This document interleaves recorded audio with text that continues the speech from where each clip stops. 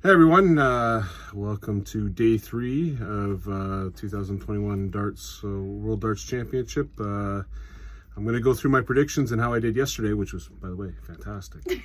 But I'd like to introduce to you, since I'm on my 3rd video, and I've employed the services of my daughter, who's a lot smarter than me. I have now gone from 3 views to 45 views, and I'm going to put her in charge. So I'm going to introduce Ainsley, my daughter, Ainsley Sanderson, who is the CFO, the CIO, and also the Chief Marketing Officer of this company. And I'm going to invite Ainsley to, who is my boss, to say some words. Ainsley? Well, hello, I'm Ainsley. I'm Bill's daughter. I am gonna do graphics once I figure out how I'm gonna do graphics. I'm gonna keep him on point, and I'm gonna make sure he uploads every day and make sure that he doesn't cheat. And yeah, he currently has 6 subscribers. I think I know all 6 of them, so thank you for subscribing. And if you haven't, subscribe, because he is the best and he's really passionate in darts, and this is like right up his alley. Okay, that's all I have to say. All right. Thanks, Bob. No problem. Goodbye. Goodbye. Goodbye. And now that I'm in line, let's go through how I did yesterday, or today, depending on where you are, UK or in Canada. But let's see how we did in day 2 of the World Darts Championship. Again, I'll mention I talk with morning and afternoon. That's when I'm seeing it. So I will change that to the UK, which is the afternoon and the night. So first of all, today, total points for the morning, or sorry, for the afternoon session. I got 10 out of a possible 16 points. So review the results. Ryan Joyce beat Karol Sedlacek 3-2. I predicted 3-1. Fantastic match. Really enjoyed it. As I said, Ryan Joyce on doubles is something else, but I felt for Karol Sedlacek. He had the chance. When Ryan Joyce was aiming at single 3 and hit the triple 17, I know the pain. I've done that many a time. But also I felt the pain for Karol Sedlacek, the worst double in the world, double 10. I hate the thing. And he blew 3 at it. So big win for Ryan Joyce. Double 7. He even left double 7 on purpose. But he took it out. And so he won 3-2. I picked him to win 3-1, so I'll take 3 points from that. The next game, got it perfect. Ross Smith beat David Evans 3-0. Was really impressed with actually David Evans and how he played, but Ross Smith had a great game. Lots of 180s. And won that game 3-0, and that's what I predicted, so I get 4 points. And my boss will tell me if I counted that correctly. Next game, Willie O'Connor against Neil Zandeveld. Neil Zandeveld just had the pressure. I think he was a little bit too much concerned about his tour card versus actually just paying attention to the game. So, and I mentioned, or in the interview, Willie O'Connor was mentioning that he was actually feeling the pressure for him. You could tell when he was throwing his darts, he didn't feel comfortable. So I predicted a 3-1 victory for William O'Connor and ended up 3-0. And in the last game, that was a heartbreaker for Jeff Smith. Good old Canadian boy, if I'm going to borrow a Don Cherry line.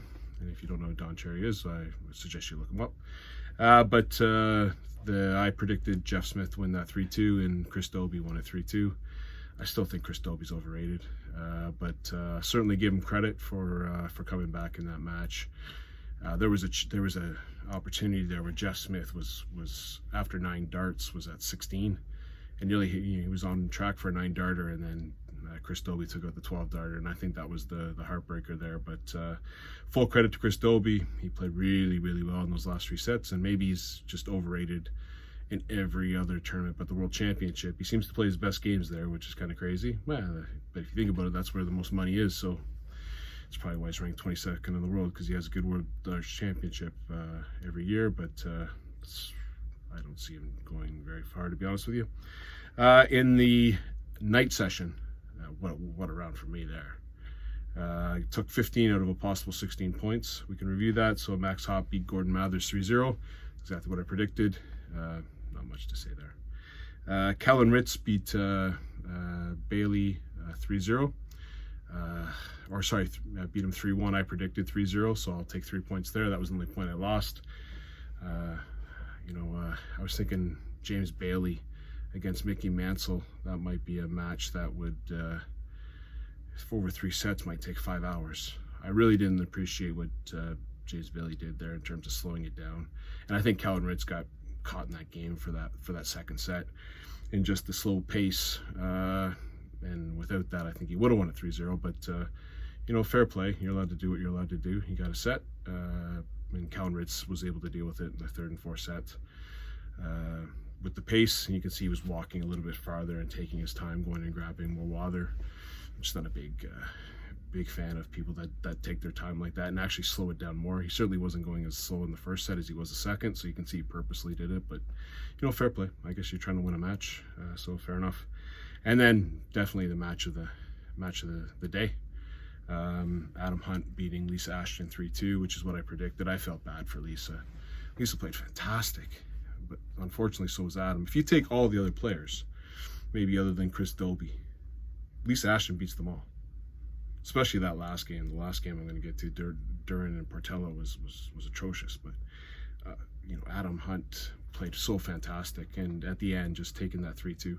I mean, Lisa Ashton did an 11 darter at the end of the fourth set end of the fourth set to force that fifth set. That's class.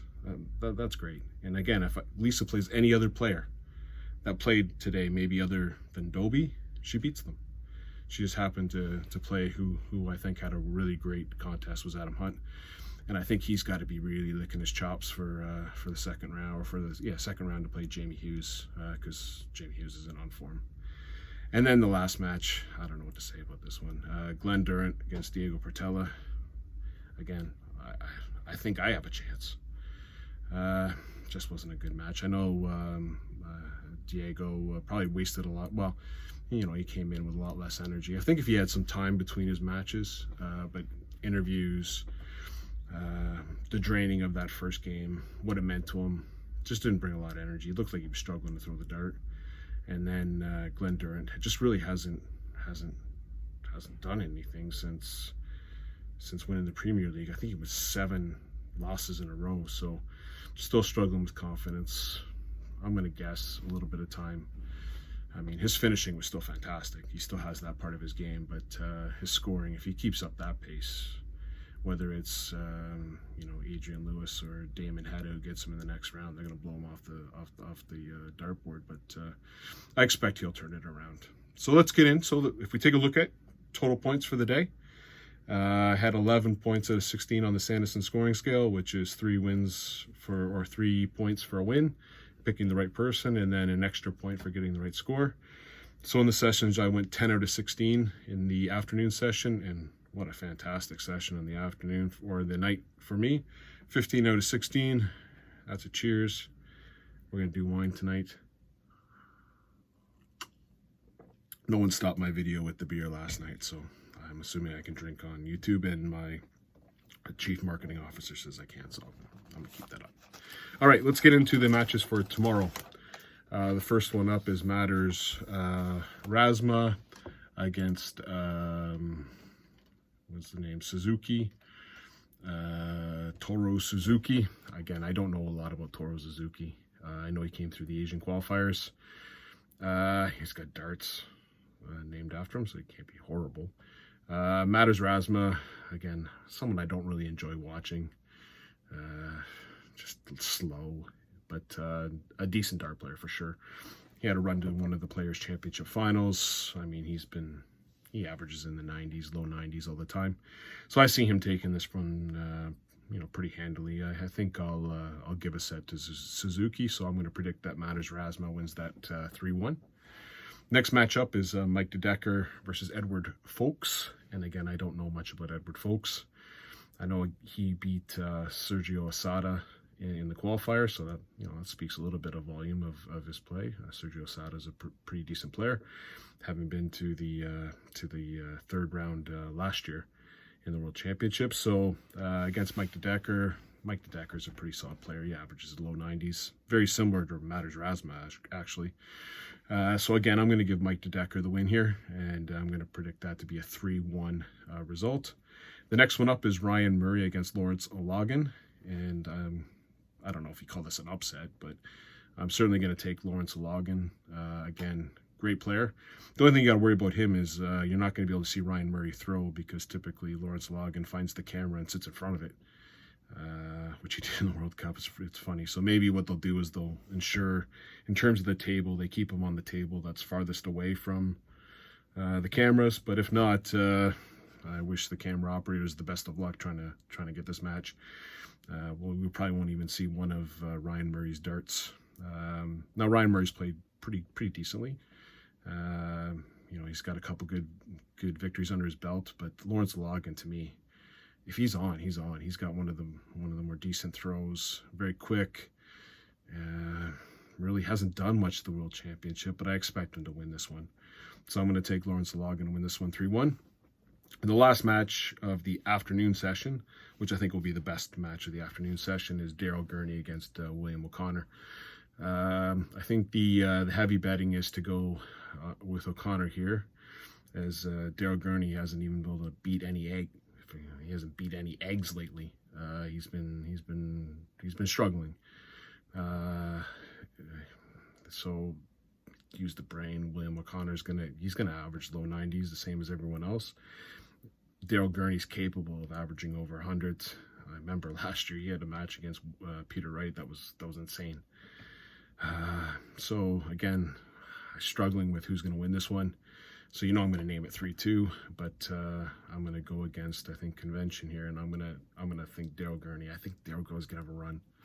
I just think he's got it. I hope he does. He's an entertaining player to watch. Anyone who comes out to Neil Diamond, Sweet Caroline, I got to be on that side. You know what I mean? So I'm going to take Daryl Gurney to win that match 3-2. I think it'll be a great match.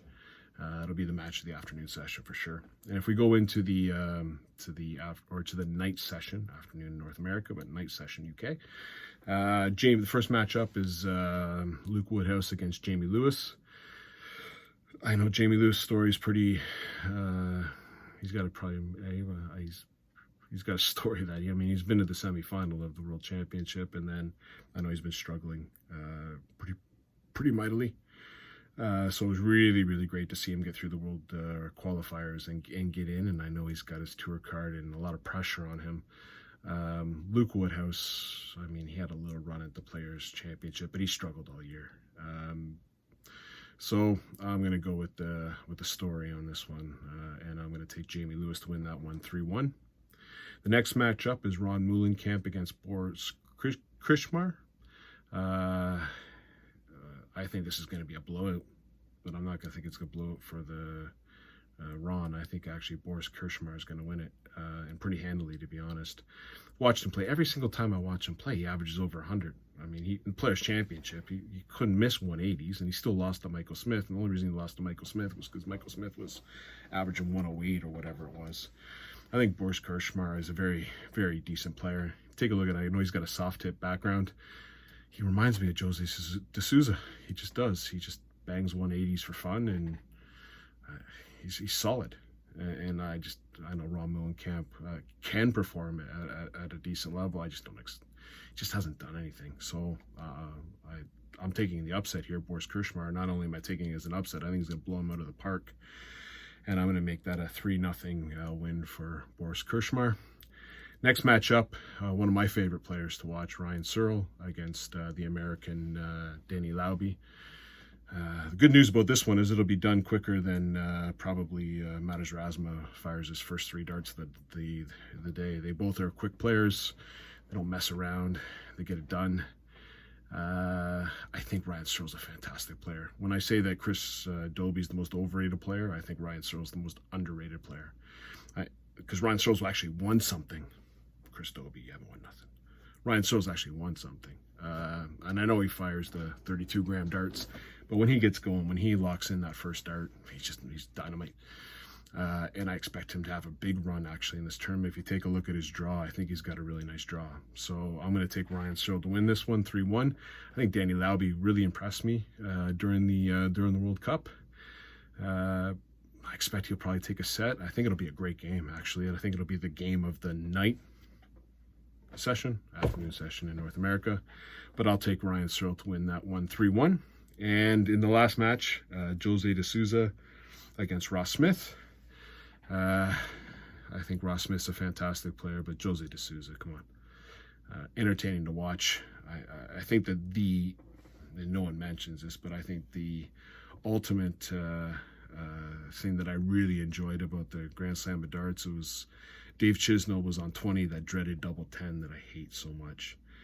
And Jose D'Souza had a chance to go for the double, and he laid up, and he hit an 18 to leave 32 while Dave Chisnell's on a 20.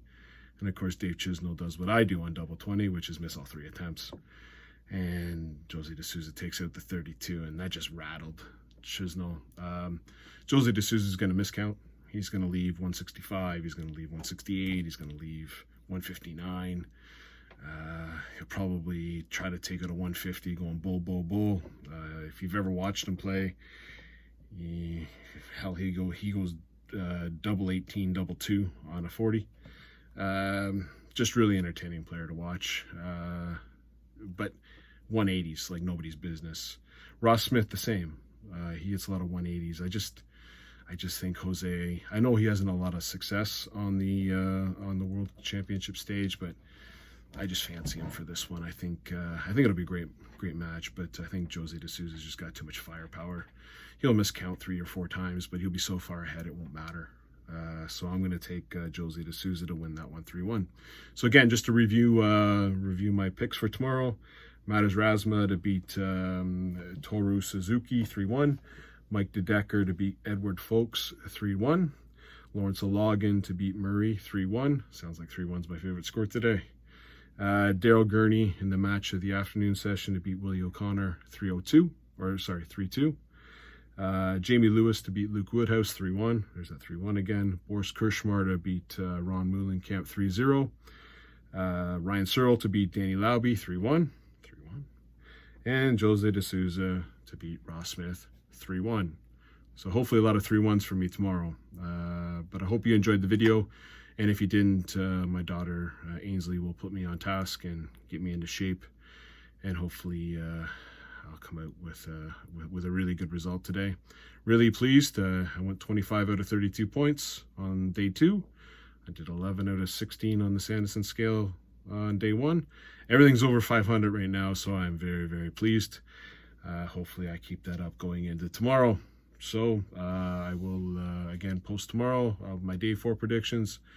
In the meantime, have a great night or early morning, depending on where you are, and enjoy the darts tomorrow. Cheers.